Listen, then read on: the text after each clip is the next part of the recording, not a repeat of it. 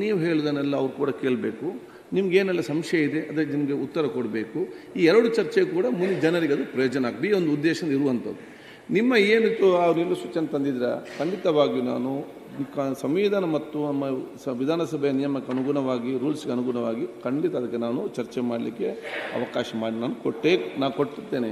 ಈಗ ಈ ಒಂದು ಅನುಭವ ಮಂಟಪದ ವಿಷಯ ಒಂದು ಮುಗಿದು ಕ್ವಶನ್ ಅವರದ ತಕ್ಷಣ ನಿಮಗೆ ಆ ಚರ್ಚೆ ಮಾಡಲಿಕ್ಕೆ ನಾನು ಅವಕಾಶ ಮಾಡಿ ಕೊಡ್ತೇನೆ. ಕ್ವಶನ್ ಅವರ್ ಆಮೇಲೆ ತಗೊಳ್ಳಿ ಸರ್. ಕ್ವಶನ್ ಅವರ್ ಆಮೇಲೆ ತಗೊಂಡು ಇದನ್ನ ಕ್ವಶನ್ ಅವರ್ ಆಮೇಲೆ ತಗೊಳ್ಳಿ. ಬಿಜಾಪುರದಿಂದ ಆರಂಭ ಆಗಿದೆ ಗಲಾಟೆ. ಉತ್ತರ ಕರ್ನಾಟಕದಲ್ಲೇ ಬರೋದು, ಉತ್ತರ ಕರ್ನಾಟಕದಲ್ಲೇ ಬಿಜಾಪುರ ಇರೋದು ಇನ್ನೆಲ್ಲಿದೆ? ಅದಕ್ಕೆ ಚರ್ಚೆ ನಿಯಮವನ್ನು ನಾನು ರೂಪಿಸಿದಲ್ಲ, ನಿಯಮ ಎಲ್ಲ ಯಾವುದೇ ವಿಚಾರ ಕೂಡ ನಿಮ್ಗೆಲ್ಲರಿಗೂ ಕೂಡ ಗೊತ್ತಿಲ್ಲದಿದ್ದರೆ ನಾನು ಹೇಳ್ತೇನೆ. ಫಸ್ಟ್ ಕ್ವಶನ್ ಅವರ್ ಚರ್ಚೆ ಮಾಡೋದು. ಕ್ವಶನ್ ಅವರ್ನ ಮುಂದೆ ಹಾಕಿ. ಈಗ ಅನುಭವ ಮಟ್ಟದ ಬಗ್ಗೆ ಮಾತಾಡಲ್ಲ. ಕ್ವಶನ್ ಅವರ್ ಮುಂದೆ ಹಾಕಿ. ಯಾಕಂದ್ರೆ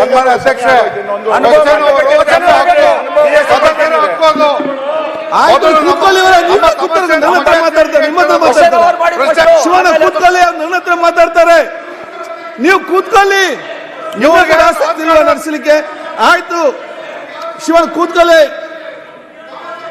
ಆಲಂಪ್ರಭು ಅವ್ರು ಕೂತ್ಕೊಳ್ಳಿ, ನಾಮದಾಸ್ ಕೂತ್ಕೊಳ್ಳಿ, ಎಲ್ಲ ನೋಡಿ. ಆಲಂಪ್ರಭು ಕೂತ್ಕೊಳ್ಳಿ. ಈಗ ನೋಡಿ ಇಲ್ಲಿ ಕೋನರಾಡಿ ಕೂತ್ಕೊಳ್ಳಿ. ಇಲ್ಲೆಲ್ಲರಿಗೂ ಕೂಡ ಮಾತಾಡ್ಲಿಕ್ಕೆ ಗೊತ್ತಿರುವವರು ಇಲ್ಲಿ ಇರುವುದು, ಎಲ್ಲರಿಗೂ ಕೂಡ ಬುದ್ಧಿ ಇದೆ. ಆದ್ರೆ ಸ್ವಲ್ಪ ಕೂತ್ಕೊಳ್ಳಿ. ಈಗ ಹೇಳ್ದು ಕೇಳಿ, ಬುದ್ಧಿ ಇಲ್ಲದವ್ರು ಯಾರು ಕೂಡ ಇಲ್ಲ. ಜಾಸ್ತಿ ಮಾತಾಡ್ಬೇಕಾದ್ರೆ ಸ್ವಲ್ಪ ಕಡಿಮೆ ಮಾಡಿ ಮಾತಾಡ್ತಾರೆ. ಆಯ್ತು, ನೀವು ಅವ್ರೇನು ಅವ್ರು ನನ್ನ ಹತ್ರ ನಿಮ್ಮ ಹತ್ರ ಮಾತಾಡಿದ್ರ? ನೀವು ಸುಮ್ಮನೆ ಕೂತ್ಕೊಳ್ಳಿ. ನೀವ್ಯಾಕೆ ಉತ್ತರ ನಿಲ್ತೀರಿ? ನೀವು ಸರಿದ್ದೀರಾ? ನೀವು ಕೂತ್ಕೊಳ್ಳಿ. ಈಗ ನಾನು ಹೇಳಿದ ಕೇಳಿ, ನಿಮ್ಮ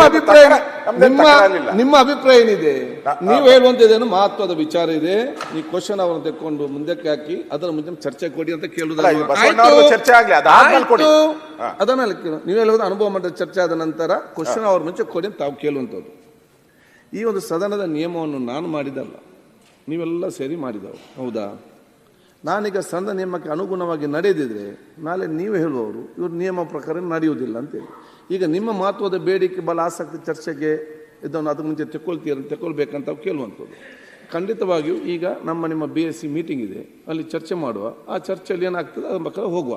ಆಯ್ತು ಸರ್. ಓಕೆ ಅವ್ರದಲ್ಲ. ಒಂದೇ ನಿಮಿಷ ಅಧ್ಯಕ್ಷರೇ, ನಮ್ದೇನು ಈಗ ನೀವು BSc ಮಾಡಿ. ಆದ್ರೆ ಇವತ್ತು ಜಿಲ್ಲಾಧಿಕಾರಿ ಬೆಳಗಾವಿ ಇವರು ಮಾತಾಡಿದಲ್ಲ ಯತ್ನಾಳ್ ಅವರೇ.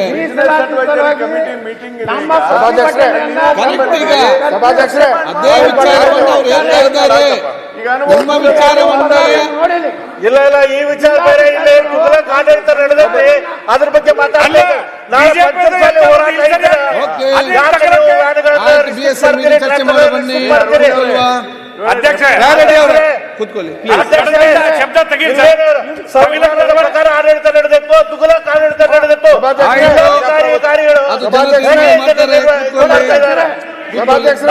ನಮ್ಮ ಸಮಾವೇಶಕ್ಕೆ ಲಿಂಗಾಯತ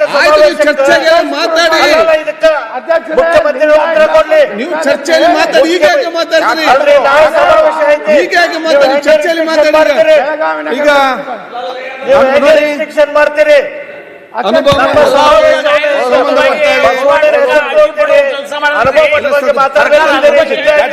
ಜನಮಾನಸದಲ್ಲಿ ಸದಾ ಸ್ಮರಣೀಯವಾಗಿ ಬೆಳಗಾವಿಯ ಸುವರ್ಣಸೌಧದಲ್ಲಿ ವಿಶ್ವಗುರು ಶ್ರೀ ಬಸವಣ್ಣನವರು ಸ್ಥಾಪಿಸಿದ ವಿಶ್ವದ ಮೊದಲ ಸಂಸತ್ ಎಂಬ ಖ್ಯಾತಿಯ ಅನುಭವ ಮಂಟಪದ ಬೃಹತ್ ತೈಲವರ್ಣ ಚಿತ್ರದ ಅನಾವರಣ ಮಾಡಲಾಗಿದೆ.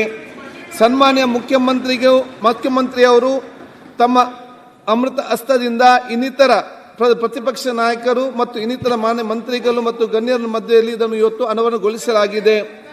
ಇದು ಕೇವಲ ಒಂದು ತೈಲವರ್ಣ ಚಿತ್ರ ಅನಾವರಣ ಕಾರ್ಯಕ್ರಮ ಮಾತ್ರವಲ್ಲ, ಬದಲಾಗಿ ನಮ್ಮ ಪ್ರಜಾಪ್ರಭುತ್ವದ ಮೂಲ ಆಶಯಗಳು, ಸಮಾನತೆ, ಮಾನವೀಯ ಸಂದೇಶಗಳನ್ನು ಜಗತ್ತಿಗೆ ಮತ್ತೊಮ್ಮೆ ಪರಿಚಯಿಸುವ ಹಾಗೂ ಶ್ರೀ ಮಹಾತ್ಮ ಗಾಂಧೀಜಿಯವರು ಅಧಿವೇಶನದಲ್ಲಿ ಪಾಲ್ಗೊಂಡು ಶತಮಾನ ಮಹೋತ್ಸವದ ಸ್ಮರಣಾರ್ಥಕವಾಗಿ ನಡೆಯುವ ಒಂದು ಮಹತ್ವದ ಐತಿಹಾಸಿಕ ಕ್ಷಣವಾಗಿದೆ.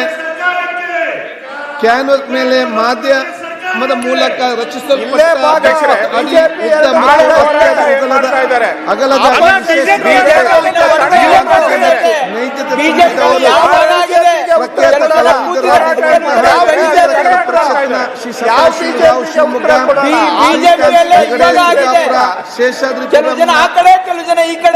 ಶೇಷಾದ್ರಿ ಅಶೋಕ್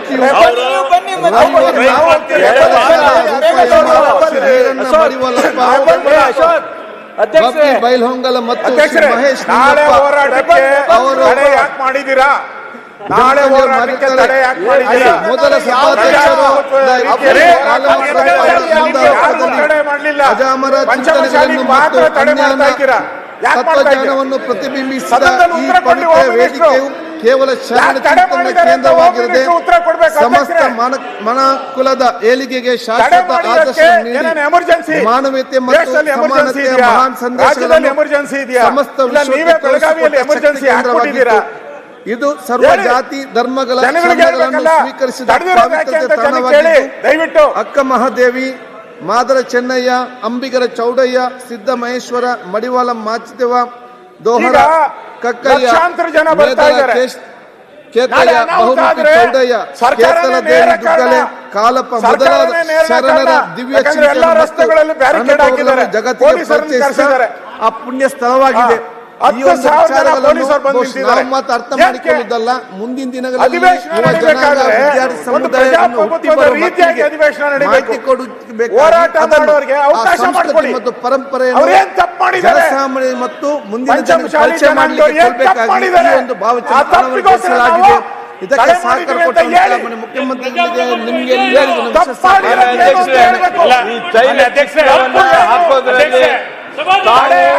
ಹಾಗೂ ವಿಧಾನ ಪರಿಷತ್ತಿನ ಬಸವರಾಜ ಹೊರಟ್ಟಿ ಅವರು ಹಾಗೂ ಮುಖ್ಯಮಂತ್ರಿಗಳು ಈ ನಿರ್ಣಯಕ್ಕೆ ನಾವು ಅತ್ಯಂತ ಭಾವದಿಂದ ನಿಮಗೆ ನಾವು ಅಭಿನಂದಿಸ್ತೇವೆ. ಅತ್ಯಂತ ಅಲ್ಲ, ಪ್ರತಿಭಟನೆ ಮಾಡ್ಲಿಕ್ಕೆ ಅವಕಾಶ ಇಲ್ವೇ ಸರ್ಕಾರದಲ್ಲಿ ಅಧ್ಯಕ್ಷರೇ?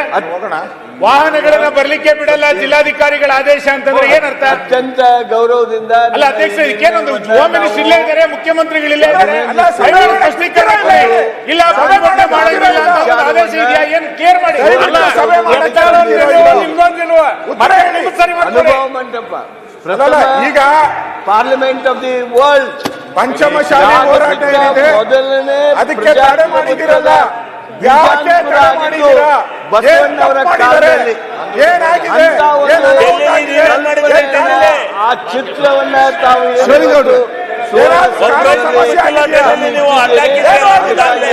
ನಿಮಗೆ ಮುಖ್ಯಮಂತ್ರಿಗಳಿಗೆ ವಿಧಾನ ಪರಿಷತ್ತಿನ ಅಭಿನಂದಿಸ್ತೇನೆ. ನಾನು ಈ ಮಾತ್ರವಲ್ಲ, ಇತಿಹಾಸ ಆಗಿರೋದ್ರಿಂದ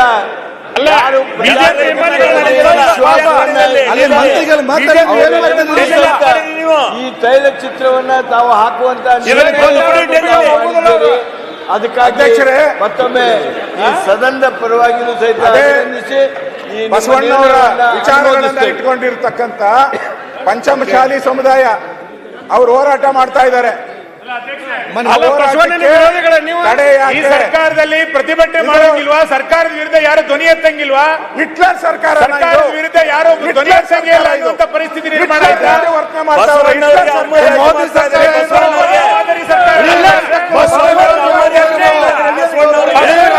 ಈಗ ಸದನವನ್ನು ಈ ದೇಶದ ಪ್ರಜಾಪ್ರಭುತ್ವವನ್ನು ಕಗ್ಗೊಲೆ ಮಾಡ್ತಾ ಇದ್ದಾರೆ. ಈಗ ಸದನವನ್ನು ಮಧ್ಯಾಹ್ನ 2:30 ಗಂಟೆಗೆ ಮುಂದೂಡಲಾಗಿದೆ.